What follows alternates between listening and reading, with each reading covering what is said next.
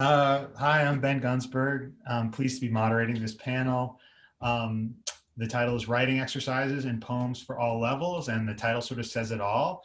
Our panelists will discuss exercises for writing poetry, as well as poems tested for reading and discussion for a variety of levels and learning contexts. So just a bit on my background. In addition to writing poems, I teach in the English department at Utah State University.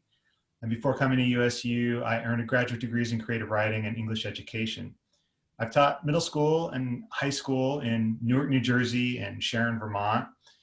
And my introduction to teaching came through Teach for America, which is an organization that's committed to enhancing public schools in under-resourced areas. While teaching middle school, high school, and college, and working in schools as a visiting writer, I've seen students really blossom while writing poems and reading their work aloud. So I'm really pleased to be part of this conversation and to hear what our panelists have to say. And I know many of the people visiting are excited to hear about ways to offer support to those who want to stoke students' enthusiasm for poetry. So I'm just going to go ahead and hand off the baton to our panelists to introduce themselves. Our illustrious panel includes Paisley Rekdal, Distinguished Professor of Literature at the University of Utah and our current State Poet Laureate. So, hi, just gonna say, of course, my dog, of course, just say a couple of words. I'm really just delighted to be part of this panel, which I put together, but I love sharing writing exercises. I think all of us who've had the experience of being in a classroom or just being a writer, we just know that we're always looking for a poem that's gonna be inspirational for students and for ourselves, ideally, because usually what works really well for students also works for us and vice versa. So all you need to know about me is that I've been unfortunately held back from teaching in K through 12 classrooms this last year and a half because of the pandemic, but that turned out to be one of my favorite things about being a poet laureate. So should I start talking about the writing exercises first, or you want to do the intros all around first? You could just go ahead and start and then we'll pass it. That sounds great. That sounds great. Okay. I'm going to share my screen again. Ta-da. Let me see. So, oh, there's another one I was going to show you. Actually, I will stop share first because that's, I will go through a range actually of poems that I teach for students, and then talk a little bit about the exercises that I give, and then I'll also show those exercises. So I will start with this one thing, which is you can pretty much teach almost every poem to any grade level. I find it's just the level of questions that you ask, but there are some poems that I think do particularly well for young students. So I'll start very young and then I'll move the way up to basically college. So I'll talk about the metaphor PDF in a minute if I can actually find it, but animals go really, really well with kids. And so these are a couple that I love teaching. I'll just read a couple because they're just so delightful. The Crocodile. How doth the little crocodile improve his shining tail and pour the waters of the Nile on every golden scale? How cheerfully he seems to grin, how neatly spreads his claws, and welcomes little fishes in with gently smiling jaws.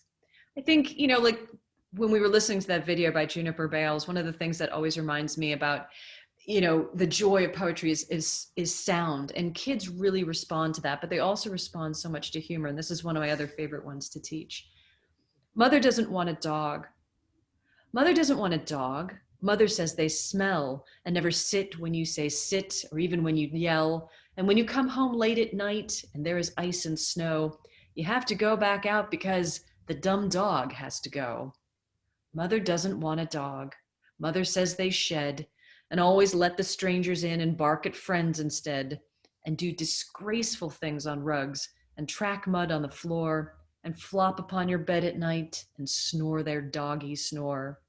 Mother doesn't want a dog.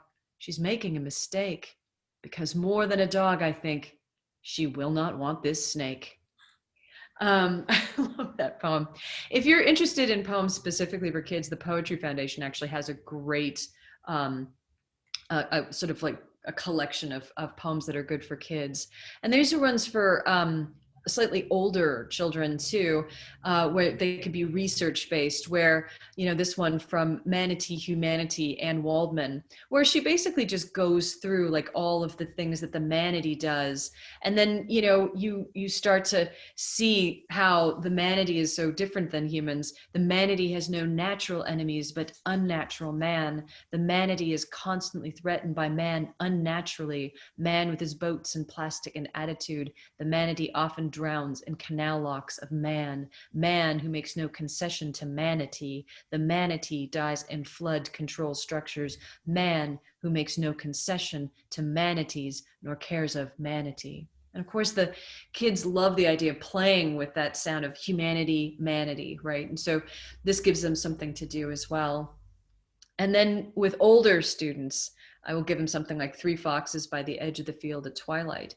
And oftentimes, like, I will take exercises, you know, based on the skill level, and certainly the questions based on the skill level for the students. And I'll spend some time doing something very concrete and just playful with young kids. So with very young children, you know, K through like maybe second grade, I'll actually have, if the teacher is amenable to this, they will read some poems maybe about, you know, an animal. Then they will take, if, you know, we can get the supplies, a little plastic animal, and they will, you know, take a jam jar and they will glue the little tiny plastic animal on the inside of the jam jar and fill the jam jar with a little glitter, some water. You screw the top on the lid very tightly, and then you turn it over, and it's a snow globe with, you know, a little animal in it. And then they write a poem, you know, about their animal in the snow globe. What's that like? So that's for very young kids. For older kids, you know, I'll ask them something about, you know, writing from the perspective of an animal, or taking, you know, doing some research on a particular animal and then writing a poem using the facts about that animal. And that's really useful all the way up. There's also, from third to eighth grade, I'm going to show you a couple of poems. I'm going to show you a different poem real quickly to share. And this one you might be surprised that works with kids, because it's by Octavio Paz, but it works really, really well actually for a variety of levels, from very young kids. I've taught it to fourth graders to high schoolers. You just ask different questions, and I can talk about what those questions would be later on. Motion. If you are the amber mare, I am the road of blood. If you are the first snow, I am he who lights the hearth of dawn. If you are the tower of night, I am the spike burning in your mind. If you are the morning tide, I am the first bird's cry. If you are the basket of oranges, I am the knife of the sun. If you are the stone altar, I am the sacrilegious hand. If you are the sleeping land, I am the green cane. If you are the wind's leap, I am the buried fire. If you are the water's mouth, I am the mouth of moss. If you are the forest of the clouds, I am the axe that parts it. If you are the profaned city, I am the rain of consecration. If you are the yellow mountain, I am the red arms of lichen. If you are the rising sun, I am the road of blood. I love this poem so much because it's so image rich, but it's also so mysterious. It's not one of these poems. I think oftentimes when we get into a classroom, you know, the tendency is, you know, to say, what does this poem mean? And this poem just sort of evades meaning. And so the better question to ask is, you know, what do you think the relationship is between the you and the I? What are some images that really attract you or speak to you? And students love talking about that. And in fact, they usually come, and all grade levels end up having a really rich conversation about that. Then I also ask them questions about, like, how do you read it? Do you read these as couplets? This is for an older group. Or do you read these as maybe one continual sentence, because it is called, you know, motion. And if you change your own reading style, you'll actually hear the difference. If you are the amber mare, I am the road of blood. If you are the first snow, I am he who lights the hearth of dawn, right? So the idea that they change their own identities as the poem moves through, because they are conditional upon each other. So oftentimes I have students, when I'm doing sort of a unit on metaphor or image, I have them generate a whole bunch of images first, and then I make them write a poem that starts with, every line has to start with, if you are, I am. in a couplet. And then, or I do an exercise with the entire class where everyone writes a line. So you write an "if you are," and then the next person writes an "I am," and then you have them all, and they don't know what the other person has read. So then you ask, and you go around the class, and they read a whole poem together, and they really enjoy that. It's a lot of fun, and I've used that at all grade levels that you can do it, and it's very good for kids with young, very very quick concentration, because they can write just one line. With that in mind, I'm going to go back to the other things that I was sharing, and I'll speed through. This is another couple of exercises that I really, really like, and I know I'm going to be taking up too much time. So this one works for middle schoolers as well as high schoolers, and it's a great way to start talking about history. The next 2 or 3 poems. Oftentimes when we talk about poetry, we think we're only going to teach it in one context, right? We're going to do a unit on poetry. But I always thought that was kind of limited. What would happen if we thought about bringing poetry into history classrooms, other kinds of, art classrooms and stuff like that, to have a much richer conversation, to not sort of isolate poetry as this one week we all have to flail through, right? So oftentimes if you're, teaching the Great Migration or something like that, or thinking about African-American history, this is an interesting poem. It's by Langston Hughes. He wrote it in 1949. Dear Mama, time I pay rent and get my food and laundry, I don't have much left, but here is $5 for you to show you I still appreciates you. My girlfriend send her love and say she hopes to lay eyes on you sometime in life. Mama, it has been raining cats and dogs up here. Well, that is all, so I will close. Your son, baby, respectably as ever, Joe. And what I love about this poem is that I always ask students at every level, which is, what do you think a poem normally contains in it? What kind of language? And they will always come up with, highfalutin language and rhyme and imagery and all that sort of stuff. And I say, well, why is this a poem then? What is poetic about it to you? And then we have a conversation about that. And then I ask them, like, what do we know about Joe? And what do we know about his mother? And they start to pick out details, education, whether or not they're close together. Why do they suspect that, he's never going to see, the girlfriend's not going to meet the mother? And then we get to have a conversation about the Great Migration and African-American history.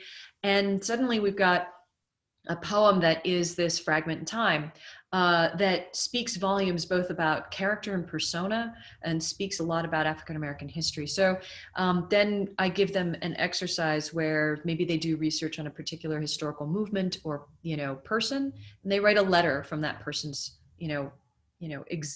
life. So it's a good way of thinking about persona as well.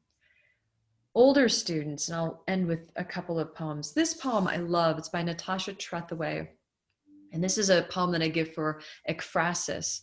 And it teaches a lot of different sorts of skills. And it's a great writing exercise, both for yourself and for your students. I've also taught this in middle school. It's tougher with middle school students, unless they're pretty advanced, but it absolutely works really well with high school students. And I always front load this by giving some information about Natasha Trethewey, mentioning that she is mixed race. Her father is white, her mother was Black. And so Natasha Trethewey kind of moves between these two cultures. And then I always ask the students to try to start picturing what they think of when they think of Thomas Jefferson.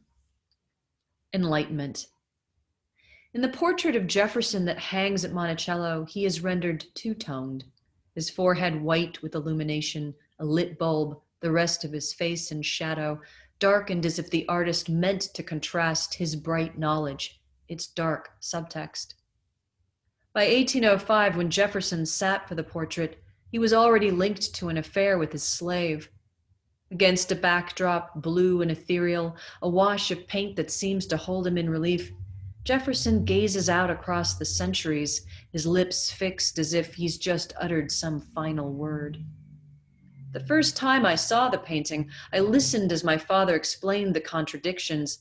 How Jefferson hated slavery, though, out of necessity, my father said, had to own slaves. That his moral philosophy meant he could not have fathered those children.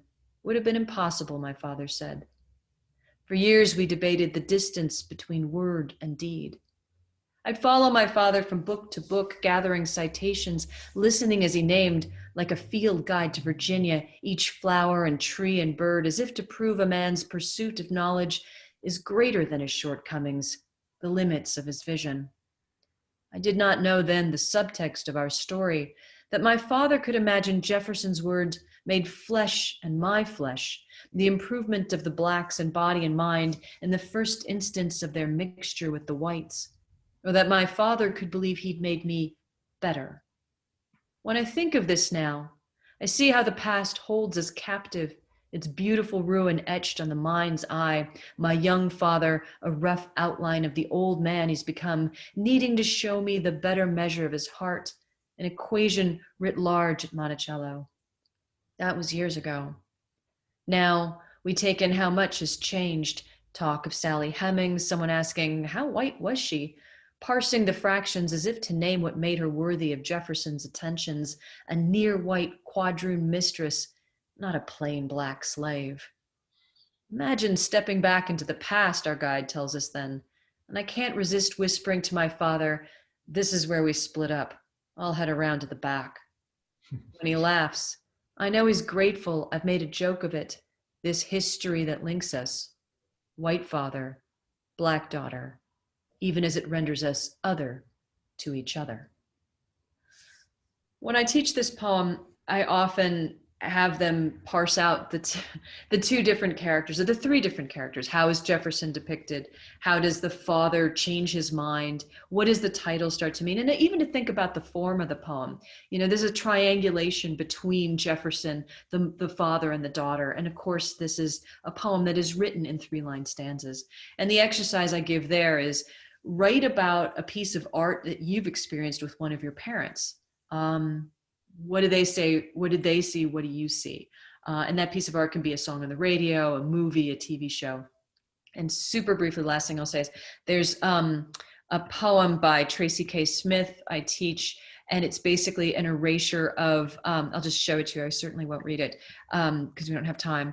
But there's a poem where it's called Declaration, and she's taken the Declaration of Independence, and Tracy K. Smith is African-American, so she takes this document and she rewrites it so that in that we suddenly understand that this is actually a declaration of slavery and the history and legacy of slavery.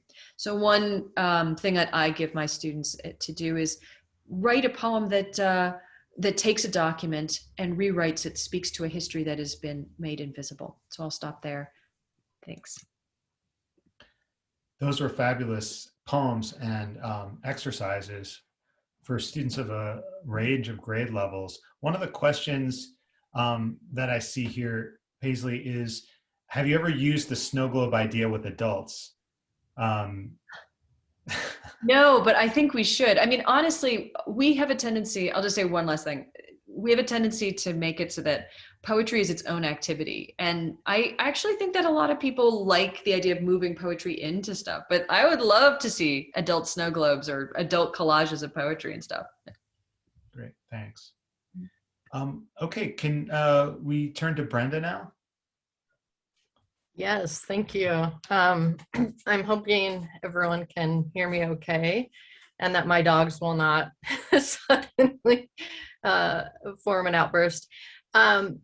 It's actually what Paisley's been talking about couldn't have been a better setup maybe for what I want to talk about today. I'm going to share my screen. I have some slides put together, and I'm not going to go in depth on each one because they'll be available to you.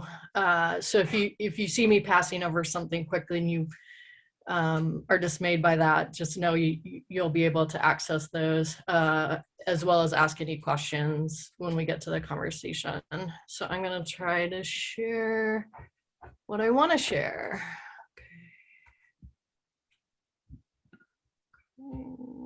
That's not great. Are you seeing a slideshow? Okay. So what I decided to focus on, a little bit about me, I guess that would probably be the place to start. I teach as a professor in the English, Linguistics, and Writing Studies department at Salt Lake Community College, but I've done a lot of teaching as part of my teaching load there, I teach at West High School in a collaborative program with Utah Humanities and other schools. I have a background where I was teaching more focused kind of on youth literacy in different community organizations. So I've taught poetry to kind of a variety of age levels and for a variety of circumstances, such as like a one-off poetry workshop versus a whole unit or a whole class that's taught around poetry. And one thing that I have always found successful and very, very adaptable to kind of some of those different circumstances is using erasure poetry. So what I wanted to do was kind of build a rationale for why erasure is a good type of kind of poetic project to teach and how it can be so easily adapted to different contexts and different age levels. So I'm going to actually play this maybe. Yes, here we go. So I think a lot of times, you know, most people are familiar, I think, with erasure, but a lot of times we think it as this is going to be a fun activity that we can do one day in poetry class, or we can do to kind of get students energized around poetry.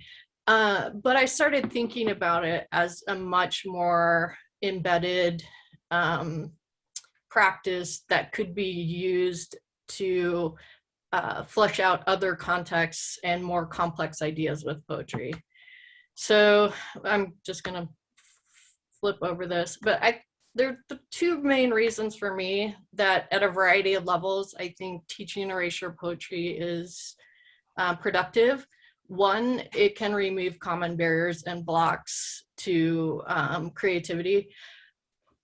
One of the classes I teach is a introduction to just creative writing in general. So it's not genre specific. And what often happens is that there are a lot of people, students in the class, very enthused about writing, but only about one genre. So like I get a lot of students who are prolific in writing fiction, but they really don't enjoy the poetry part.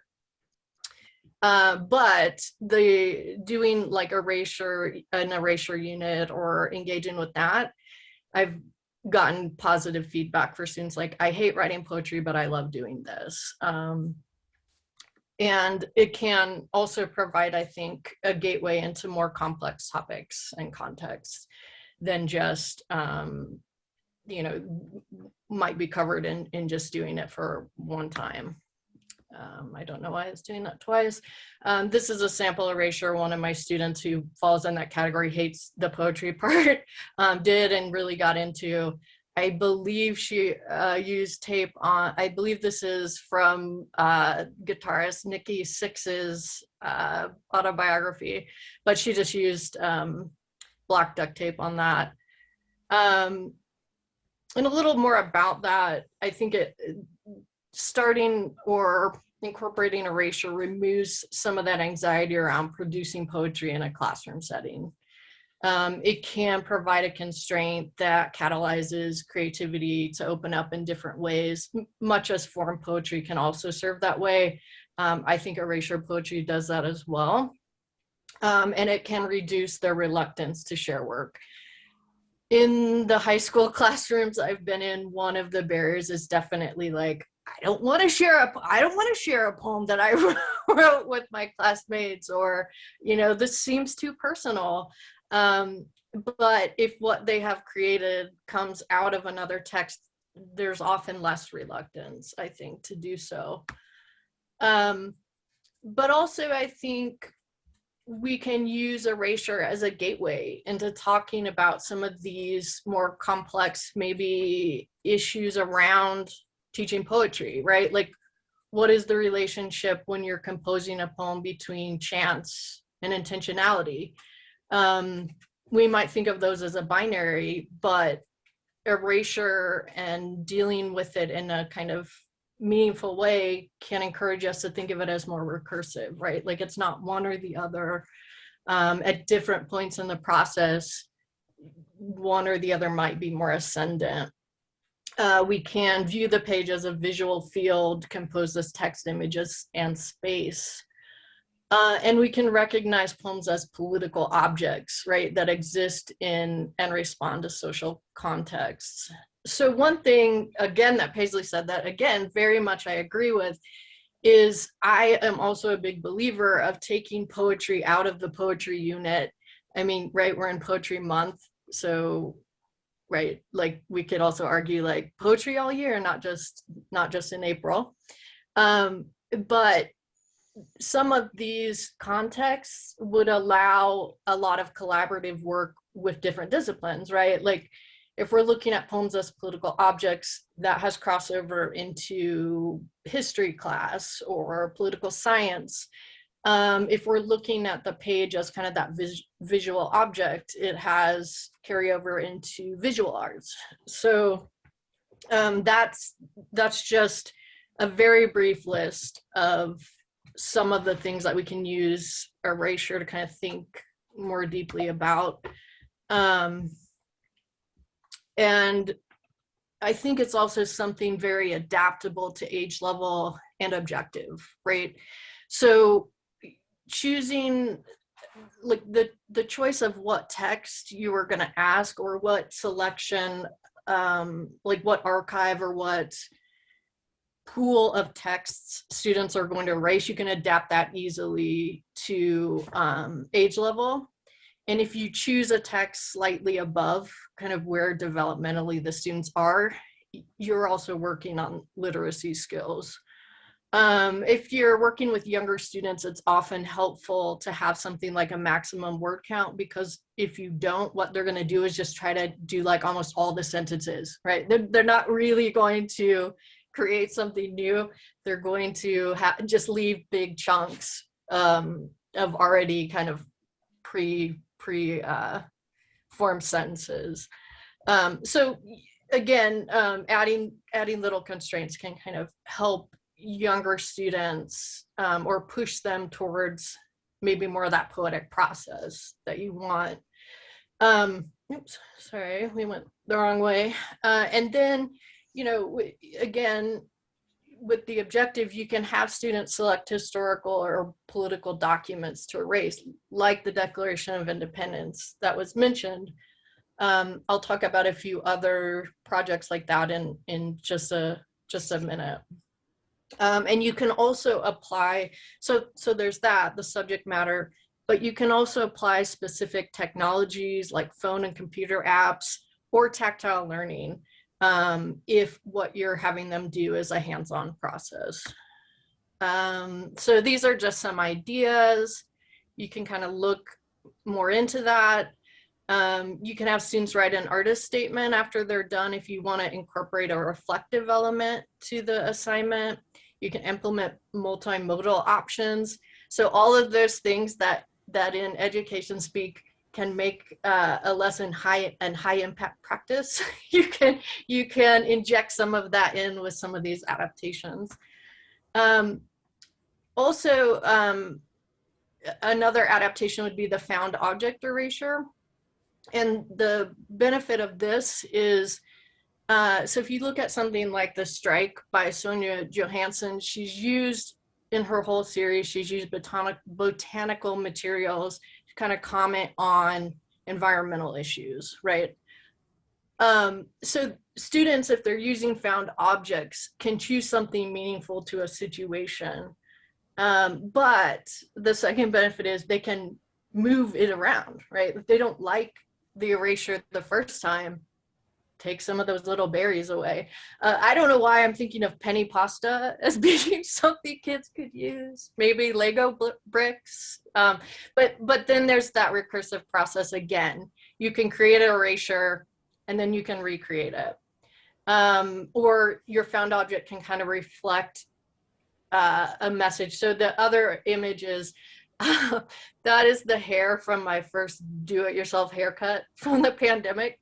So I was doing erasures with my students during the pandemic. So that's what I used, right, as my erasure material, because that was kind of my reality at the moment. And then so again, if you're interested in that found object kind of permutation of erasure, there's some more information here. And then here's a sample process, right? And you can adapt this to level, but start with an engagement trigger. Just get the kids or the students at whatever level doing an erasure right off the bat, right? Like not a lot of thought, like just have that kind of trigger activity. After that, you can introduce some sample projects. That there are many really cool and beautiful erasure projects out there. There's a lot of links in the sources that you can look at. And then you can have small group discussion of their process, the text selection, have them discuss why they selected what they did for erasure or what their process was. Then have them do a kind of more considered erasure, write their artist statement about their process, and how they see their erasure operating as like a social or political object. And then, you know, you can share and discuss projects. So this is just very quickly. I don't want to take up too much more time so we can have a lot of Q&A. But I have a ton of resources here that to me, I'm like, that's probably the most useful thing to you. So online erasure generators were very quick and easy for that engagement trigger piece. Some text about erasure as a process.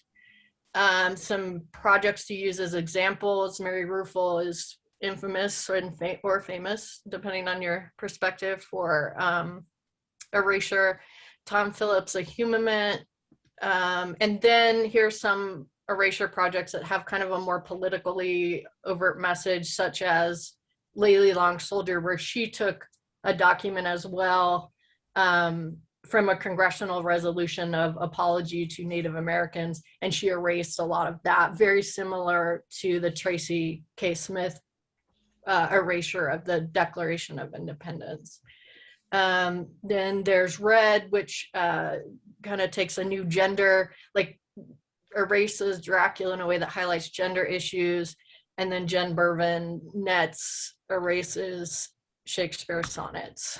I've also included a handout on how you can build literacy through erasure from Boston University.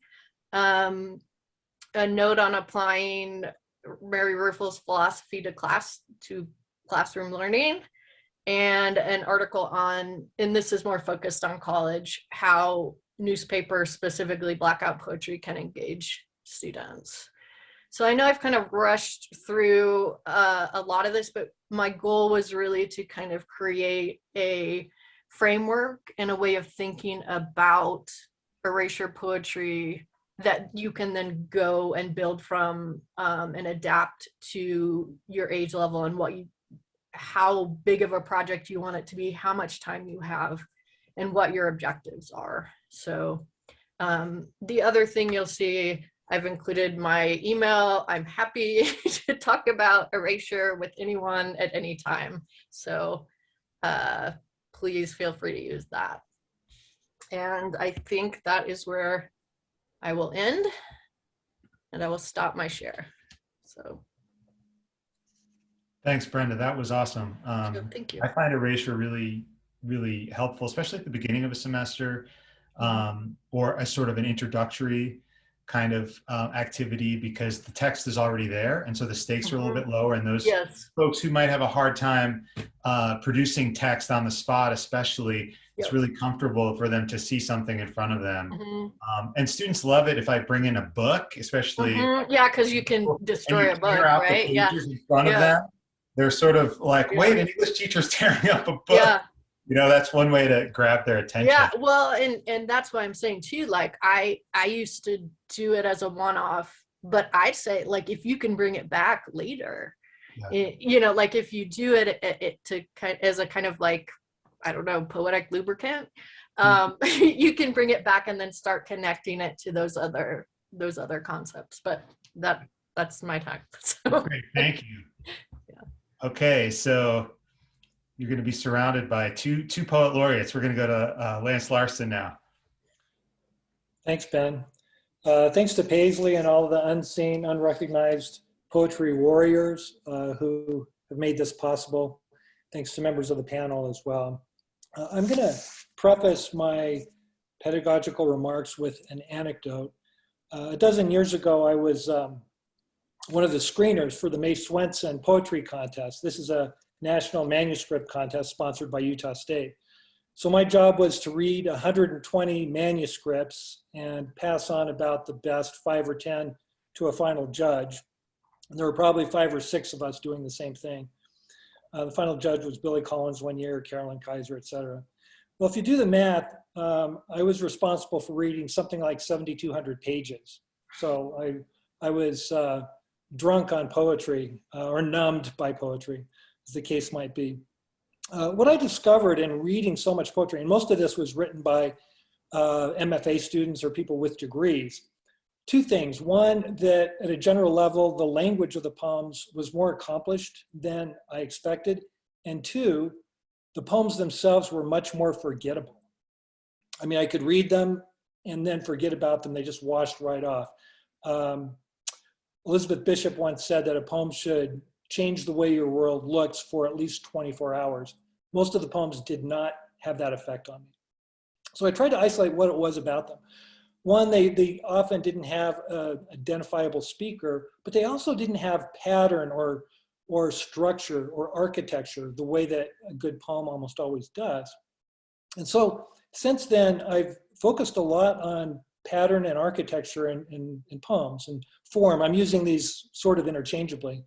And so I thought I would just talk about or give some examples of the kinds of poems that I assign to graduate students and undergrads so that they can get a sense of structure and how, if you pay attention to those kinds of things, to the music of a poem, to its structure, then eventually a kind of truth will emerge. But if you reverse it, if you try to hit truth first, you almost always shortchange beauty. So that's the assumption here.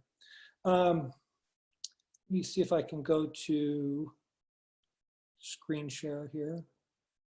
So epigraphs or assumptions. William Butler Yeats, education is not the filling of a pail, but the lighting of a fire. So I assume that's the case when I step into the classroom. Emily Dickinson, nature is a haunted house, but art is a house that tries to be haunted. And so I think good poems are always haunted by form or by ghost repetitions of one sort or another. And then Paul Valery, poetry is to prose as dancing is to waking. So I want them to write poems that dance more than walk. So a couple of examples. As some of you know, I'm really fond of Pantoums, which is a formal poem from Malaysia that made its way into French and then from French into English. Every line, here are the rules, every line in the poem is repeated twice. The first line is the last line, the third line is the third to last line, and all the middle stanzas have 2 old lines and 2 new lines. So I'll just read a couple stanzas so you can get a sense of this. One night, bareback and young, we rode through the woods, and the woods were on fire. 2 borrowed horses, 2 local boys, whose waists we clung to, my sister and I. And the woods were on fire. The pounding of hooves and the smell of smoke and the sharp sweat of boys, whose waists we clung to, my sister and I, as we rode toward flame with the sky in our mouths. So I love the way that this poem repeats a line, but because it's surrounded by different kinds of lines, different contexts, it almost sounds like a slightly different line, but these are exact repetitions. And then I'll often show how this works. So if you see this yellow line, one night, bareback and young, is also the last line. And the pink line, two borrowed horses, shows up in the last stanza as well. And then we have the blue and the green repeated here. Can you see all these okay? I'm just assuming you can see them. Okay, good, thanks. I haven't marked these middle ones, but each one of those has 2 new lines and 2 lines from the stanza before. So the poem ends up ending this way. And the horses would carry us home. 2 borrowed horses, 2 local boys, my sister and I, just to be close to that danger, desire. One night, bareback and young, we rode through the woods. And that return is an exact repetition of what's come before, but you feel as if you've been on this archetypal journey and everything has changed. So this is a really forgiving form, and it accomplishes what I like to do in the classroom, is to show some of those repetitions and patterns.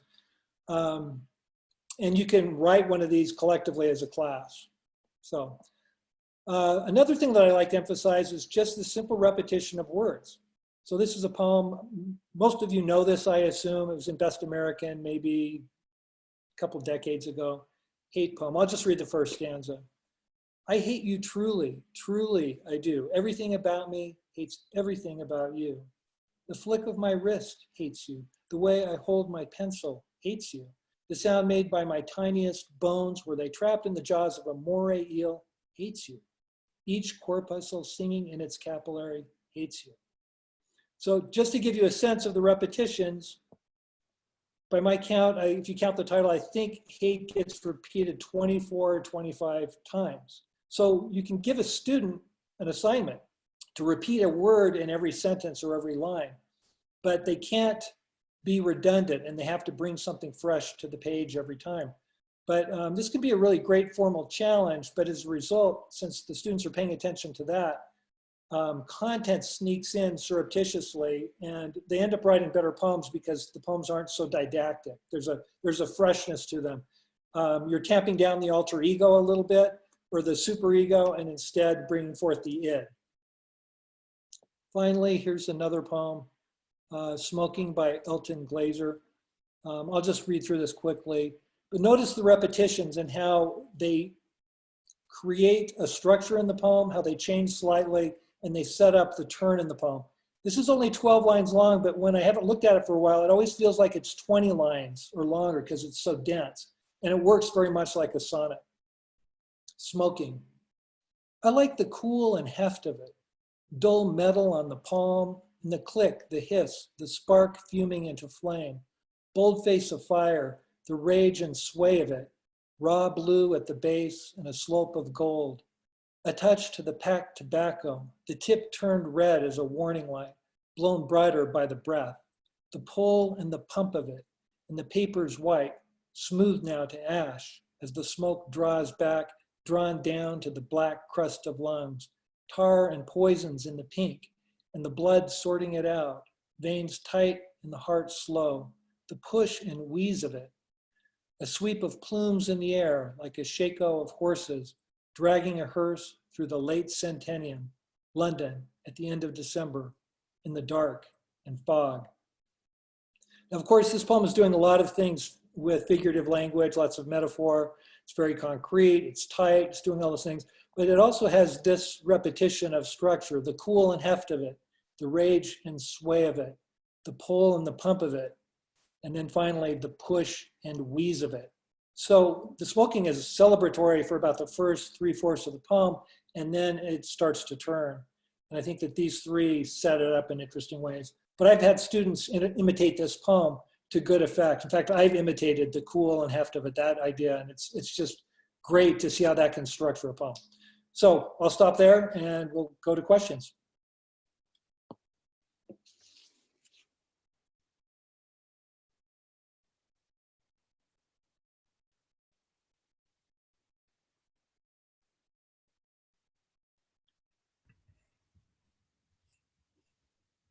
Okay, there.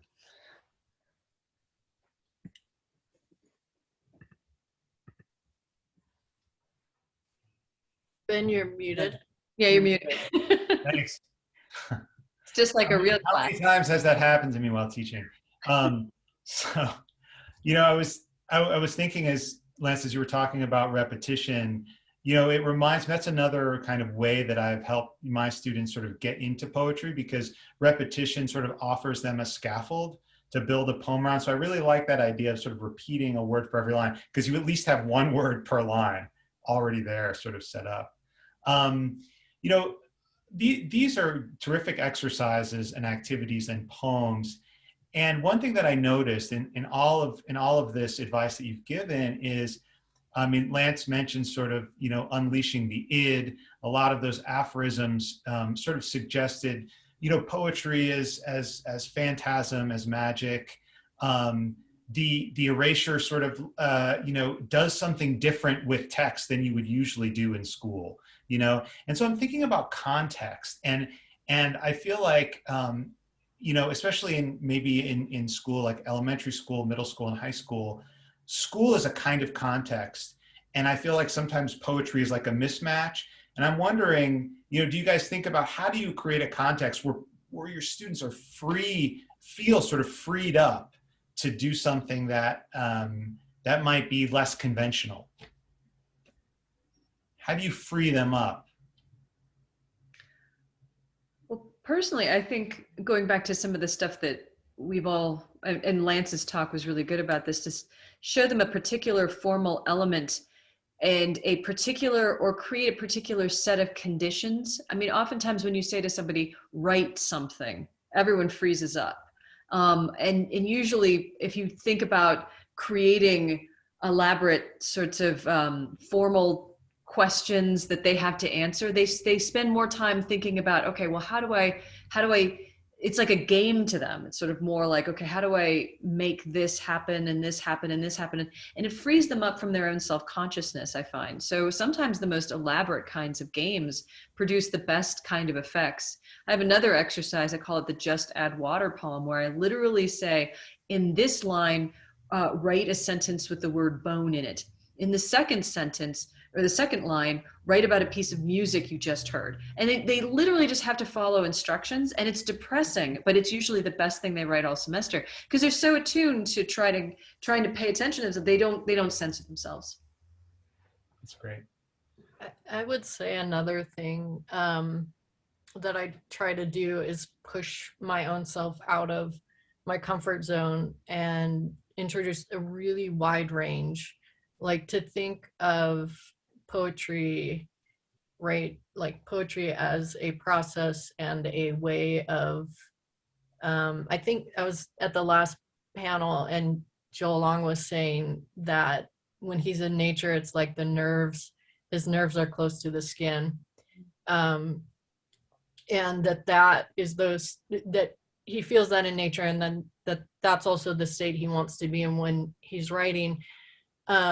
So thinking about cultivating poetic practices in poetry through a certain approach to materials and providing a breadth of, even if it's something that I am not I've been really thrilled to listen to the panels about performance poetry, because I'm just not as skilled with that, but I know that is one style, or I don't know what you say, genre of poetry that students are really responsive to. So I think just like poetry over poem for me. I would just add that one of my favorite in-class exercises is one, I think Rudke did a version of this, and Carolyn Kaiser wrote an article about it because she was his student. Sometimes I'll just assemble a list of words using student suggestions, say 20 words on the board, but they all have to be tactile or onomatopoetic or in some way quite concrete or metaphoric. And then they have to use 15 of those in a very short poem right then in class. And if it's a verb, they have to use some of them as nouns. If they're nouns, they use some of them as verbs. And the poem can't make any literal sense. That's one of the rules.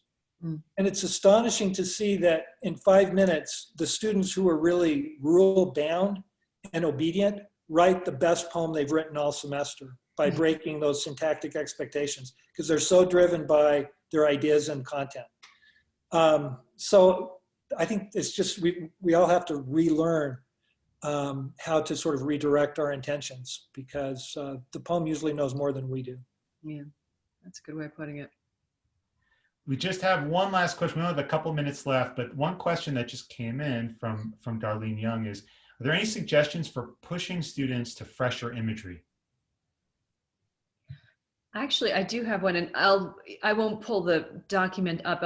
All of the documents that we've produced will eventually go into this Google Drive, and so people can access them. So you'll be able to access them.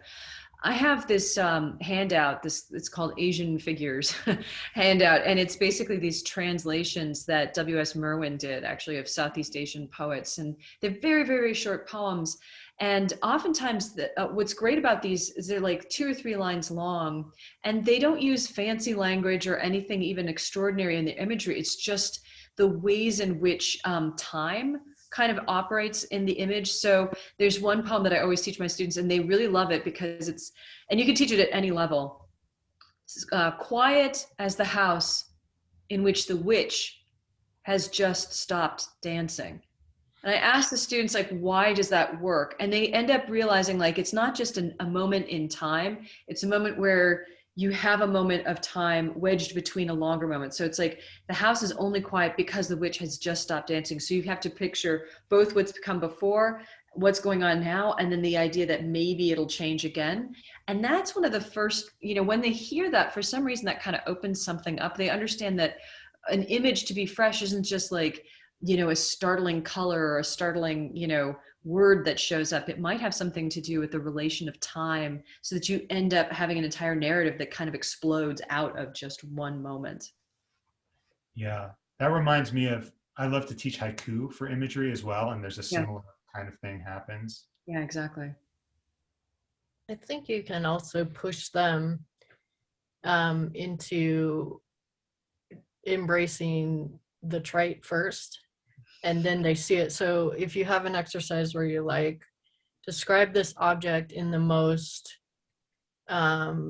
traditional, like if you ask them first to take something and make a description of it knowingly and willingly, as banal as they can, they'll get into that. But then you flip it and say, okay, now describe it.